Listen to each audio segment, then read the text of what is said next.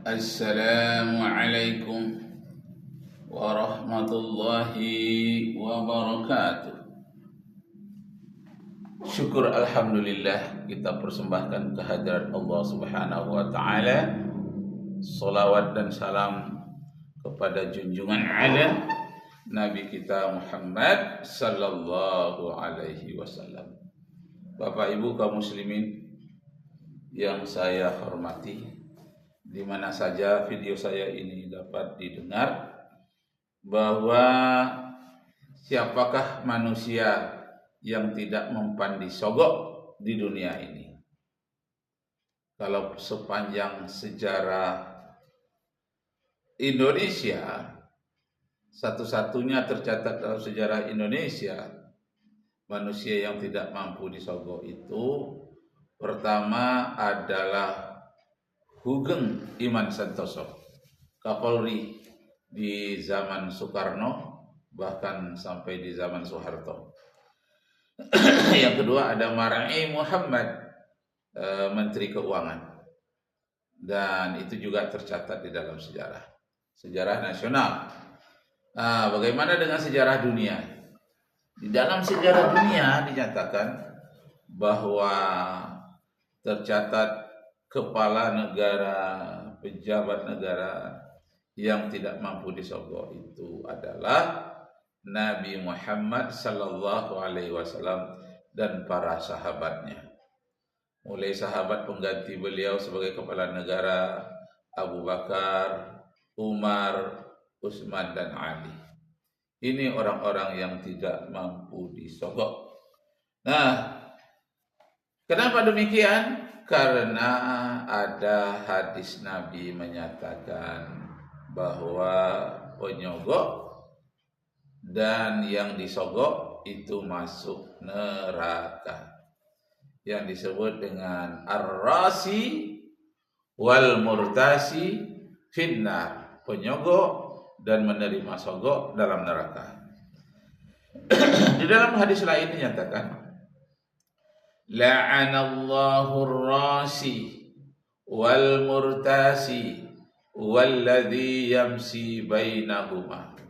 Sangatlah dilaknat oleh Allah orang yang menyogok dan menerima sogok, dan orang yang menjadi perantara antara keduanya. Masya Allah. Nah, jadi apa diminta hormat? Dalam kisah orang-orang yang mempelajari tentang peristiwa Isra Mi'raj, Nabi Muhammad sallallahu alaihi wasallam, juga yang membaca Sirah An-Nabawiyah, umpamanya yang terkait dengan kajian Maulid Nabi Muhammad sallallahu alaihi wasallam, ini sangat banyak sekali catatan-catatan betapa hebatnya dan hikmahnya sejarah Rasulullah sallallahu alaihi wasallam. Jadi kita mempelajari sejarah Nabi ini pertama sebagai ungkapan rasa senang. Rasa senang kepada Nabi Muhammad sallallahu alaihi wasallam. Artinya rasa senang, rasa sayang, sehingga selalu berselawat kepada beliau. Man shalla ala hina yusabbiha asran wa hina yumsiya asran adrakathu syafaati yaumal qiyamah. Siapa yang mau berselawat kepadaku 10 kali pagi hari, 10 kali pula pada sore hari, niscaya orang itu akan mendapatkan syafaatku pada hari kiamat. Allahu Akbar.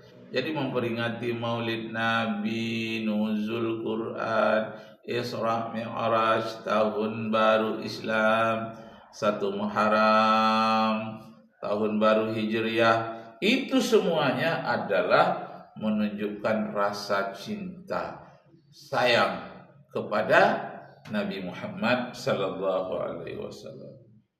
Yang kedua akan mendorong kita beramal soleh. Jadi kita kaji-kaji, kita ulang-ulang sejarah beliau untuk mendorong kita beramal soleh, sebagaimana amal soleh yang dilakukan oleh Rasulullah sallallahu alaihi wasallam. Karena beliau adalah contoh teladan terbaik. Michael Hart mencatat di dalam bukunya 100 orang yang paling terkemuka, yang paling berpengaruh di dunia. 100 orang yang paling terkemuka di dunia itu, dia mengatakan Nabi Muhammad adalah satu-satunya guru yang mengajar melalui contoh teladan. Nah, jadi melalui bicara ia juga, melalui hafalan ia juga, dia mendidik muridnya. Tapi paling banyak beliau itu mengajar muridnya melalui contoh teladan yang disebut dengan uswatun hasanah. Guru yang paling banyak memberikan contoh teladan adalah Nabi Muhammad sallallahu alaihi wasallam, kata Michael Hart, seorang profesor doktor dalam bidang sejarah yang beragama Katolik, tapi mengakui Nabi Muhammad adalah satu-satunya manusia yang paling berpengaruh di dunia. Di antaranya yang paling berpengaruh di dunia itu beliau seorang pendidik, seorang guru yang paling banyak memberikan contoh dan teladan. Masya Allah. Yang ketiga, kita akan menerima Nabi Muhammad sallallahu alaihi wasallam dalam hati kita dengan tulus ikhlas sebagaimana disebutkan dalam surat Yunus ayat 58 yang menyatakan qul bi fadlillahi wa bi rahmati fa bidzalika falyafrahu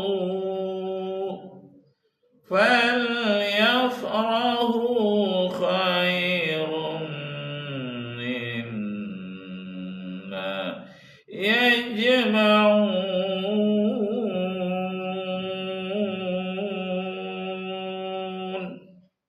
Falyafrahu huwa khairum mimma yajma'un. Katakanlah bahwa Allah memberikan karunia-Nya kepada manusia dan Allah memberikan rahmat-Nya, yakni Nabi Muhammad sallallahu alaihi wasallam, maka terimalah dengan senang hati. Dia adalah sebaik-baik dari apa yang diberikan oleh Allah Subhanahu wa taala. Yang keempat, wujud dari rasa berterima kasih. Jadi peringatan Maulid Nabi, Isra Mi'raj itu adalah wujud dari ucapan terima kasih. Masya Allah.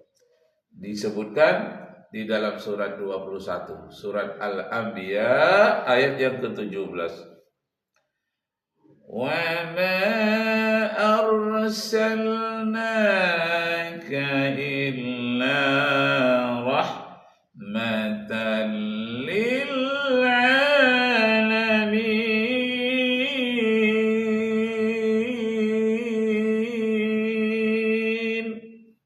Engkau diutus kepada manusia di bumi ini ya Muhammad adalah untuk menjadi rahmat bagi sekalian alam. Surat Al-Anbiya ayat 107. Dan kemudian gunanya peringatan Maulid Nabi atau Isra Mi'raj untuk meneguhkan iman kembali. Jadi iman kita yang sudah teguh diteguhkan lagi, longgar diteguhkan lagi, sudah kuat dikuatkan lagi, kalau kurang kuat dikuatkan. Nah, itulah pentingnya mengadakan peringatan-peringatan tersebut. Kemudian yang keenam, untuk meneladani perilaku Rasulullah yang mulia. Tadi sudah disebutkan di awal, tapi dikuatkan lagi di dalam surat 33 Al-Ahzab ayat 21. Uswatun hasanah. Yang ketujuh, mengajak kaum muslimin supaya sering-sering berselawat. Variasi selawat ini banyak, bukan hanya yang keluar dari bibir Rasulullah saja yang diucapkan, Allahumma sholli ala Muhammad atau Allahumma sholli ala Sayyidina Muhammad. Banyak lagi yang variasi-variasi yang lain itu dibolehkan, asal jangan dibaca di dalam sholat saja. Misalnya, ya Rasulullah, salamun alaik. Ya Rasulullah, salamun alaik. Ya rafi'a sya'ni wad-daraji watfatayyaji بالعالمين يا أهل الجود والكرام يا أهل الجود والكرام. Banyak lagi. Bisa juga Allahumma sholli wa sallim ala Sayyidina wa maulana Muhammadin adada ma bil ilmillahi salatan daimatan bi ilmi mulkillahi. Nah, banyaklah contoh-contoh yang lain. Nah, Bapak Ibu saudara-saudara sekalian, jadi kesimpulannya kita mengulang-ulang kaji tentang akhlak dan tingkah laku Rasulullah itu untuk mendekatkan diri kita kepada Allah, karena Nabi Muhammad lah yang membawa informasi kepada kita bagaimana kita mendekatkan diri kepada Allah Subhanahu wa taala. Meningkatlah hendaknya ketakwaan kita. Ya ayyuhalladzina amanu taqullaha haqqa tuqatih wa la tamutunna illa wa antum muslimun. Hai orang-orang yang beriman, betul-betul bertakwalah kamu kepada Allah. Ittaqullaha haqqa tuqatih, bertakwa dengan sebenar-benarnya takwa, dan janganlah kamu mati melainkan dalam Islam. Ilahuna arju minkum afwan. Sampai di sini aku berharap kepadamu memberikan maaf. In wajadtum fiha khata'at, apabila ada kesalahan yang aku sampaikan. Wabillahi taufiq wal hidayah. Wassalamualaikum warahmatullahi wabarakatuh.